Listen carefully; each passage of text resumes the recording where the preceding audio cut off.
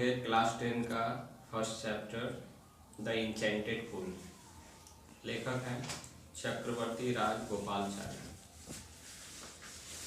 About the lesson के बारे में थोड़ा जान लेते हैं। This lesson is an extract from the Mahabharata. ये जो लेसन है, पाठ है, एक्सट्रैक्ट है अर्थात लिया गया है महाभारत से।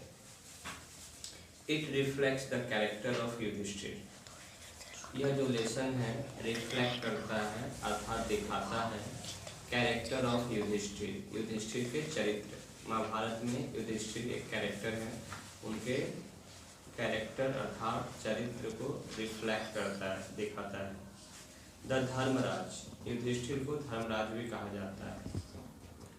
हिज पेशेंस, उनका पेशेंस अर्थात धैर्य।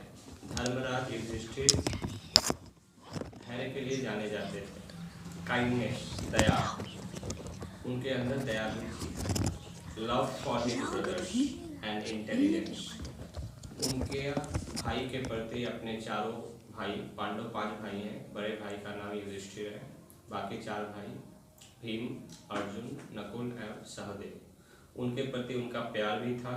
एंड इंटेलिजेंस, और युधिष्ठिर के पास इंटेलिजेंस अर्थात बुद्धि भी थी। He pleased Yaksha by giving satisfactory answer to his question. उन्होंने प्लीज किया अर्थात खुश कर दिया यक्षा को by giving satisfactory answer, देकर satisfactory answer, संतोषजनक उत्तर to his question. यक्षा ने युधिष्ठिर से कुछ क्वेश्चन किए थे, प्रश्न पूछे थे, और युधिष्ठिर ने उनके प्रश्नों का सेटिस्फैक्टरी आंसर अर्थात संतोषजनक उत्तर देकर उन्हें प्लीज कर दिया, खुश कर दिया। The Yaksha was pleased with Yudhishthira impartiality.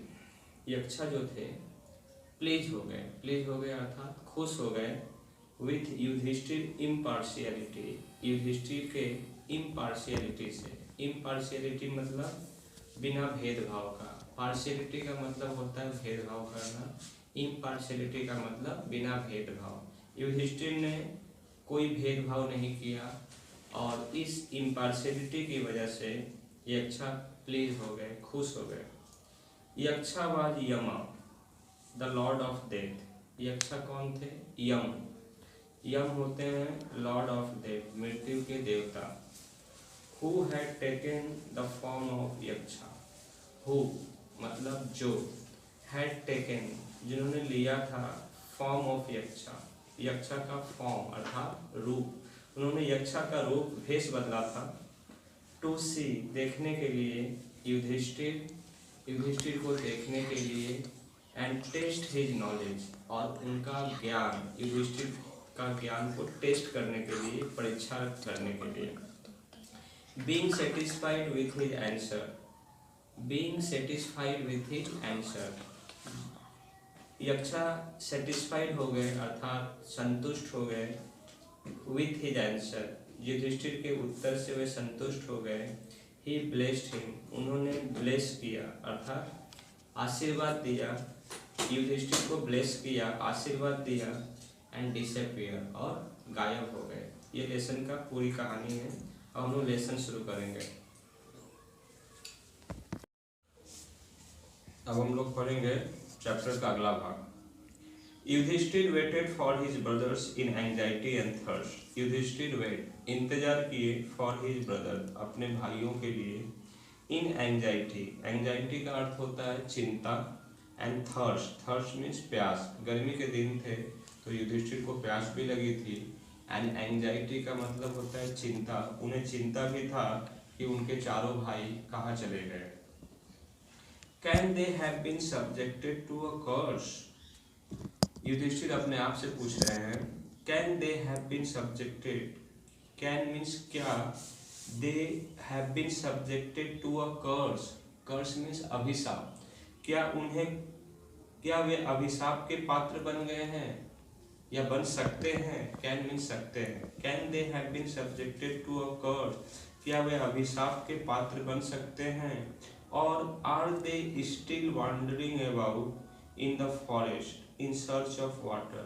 और या फिर दे वे लोग अर्थात उनके भाई स्टिल अभी भी वांडरिंग कर रहे हैं, इधर उधर घूम रहे हैं, इन द फॉरेस्ट जंगल में, इन सर्च ऑफ वाटर पानी की तलाश में, कि उनके चारों भाई पानी की तलाश में जंगल में गए थे और वे बहुत देर बाद भी वापस नहीं आए, इसलिए युधिष्ठिर को चिंता हो रही थी उनके बारे में। तो युधिष्ठिर अपने मन में ये कल्पना किए कि क्या चारों भाई किसी कर्स अभिशाप के शिकार तो नहीं हो गए, या वे अभी भी वांडरिंग कर रहे हैं अर्थात इधर उधर घूम रहे हैं, इन द फॉरेस्ट जंगल में, इन सर्च ऑफ वाटर पानी की तलाश में।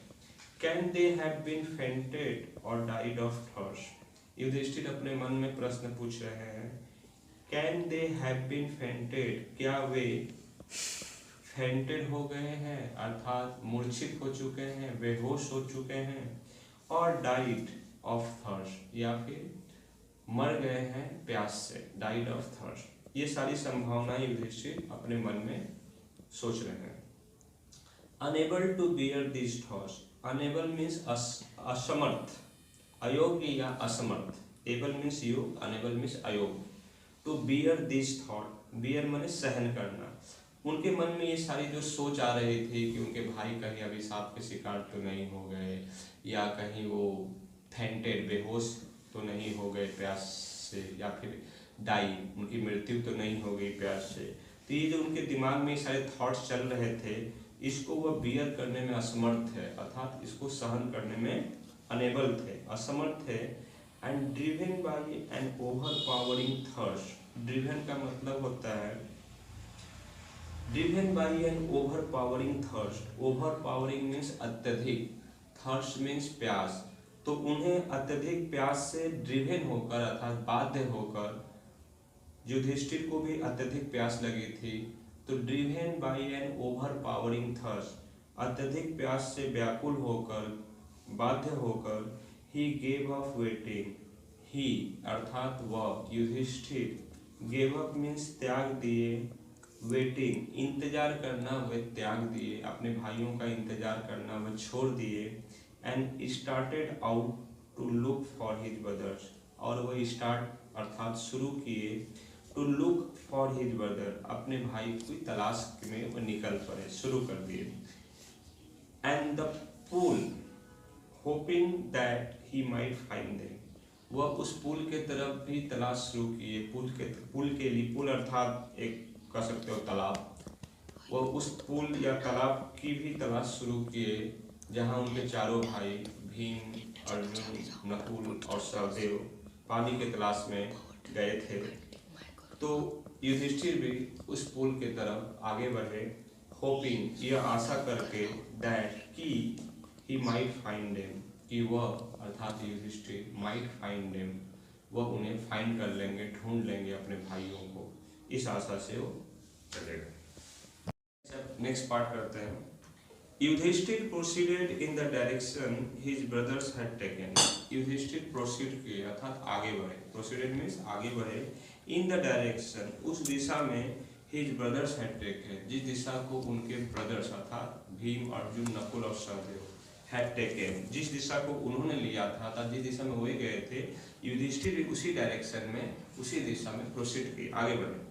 एंड केप्ट ऑन वॉकिंग, और वे वॉकिंग करते गए, केप्ट ऑन का मतलब कंटिन्यू, जारी रखे, वॉकिंग जारी रखे, थ्रू ट्रैक्स, थ्रू का मतलब होता है जरिए, ट्रैक्स मीन्स रास्ता, तो जिस ट्रैक्स अर्थात जिस रास्ते के जरिए वो यात्रा अपना जारी रखे, वह रास्ता जो था full of wild bear, full माने भरा हुआ था, वाइल्ड माने जंगली, और बियर मीन्स भालू, वह रास्ता जंगली भालुओं से भरा हुआ था क्योंकि वो जंगल था।